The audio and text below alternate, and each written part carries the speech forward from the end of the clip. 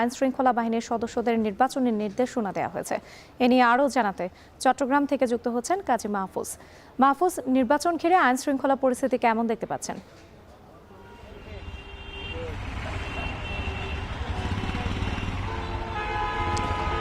রাত পোহালে কিন্তু প্রতীক্ষিত ত্রয়োদশ জাতীয় সংসদ নির্বাচন, একই সাথে গণভোট।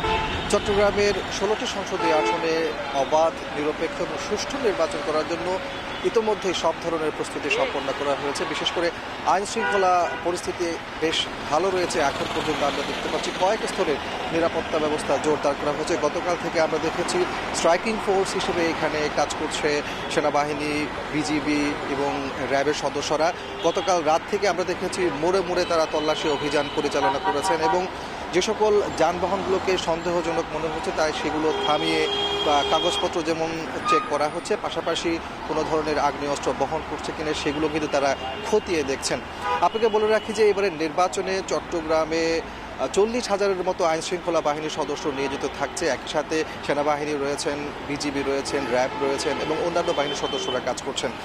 আর চট্টগ্রামের যে 16টি সংসদীয় আসন, এই আসনের মধ্যে রিটার্নিং কর্মকর্তার বরাত দিয়ে আমরা যতটুকু জানতে পেরেছি, তিনি জানিয়েছেন যে প্রায় 655টি কেন্দ্রকে অধিক গুরুত্বপূর্ণ অর্থাৎ ঝুঁকিপূর্ণ হিসেবে চিহ্নিত করা হয়েছে, যেখানে টোটাল ভোট কেন্দ্র রয়েছে 1965টি।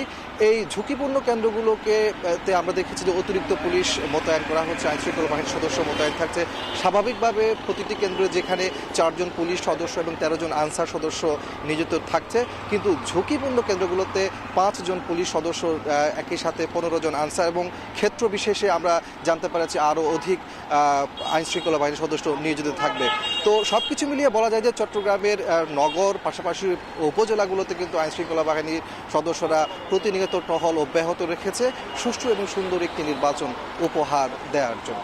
রাত্রি ত্রয়োদশ জাতীয় সংসদ নির্বাচন ঘিরে চট্টগ্রামে নেওয়া হয়েছে প্রস্তুতি। এ নিয়ে বিস্তারিত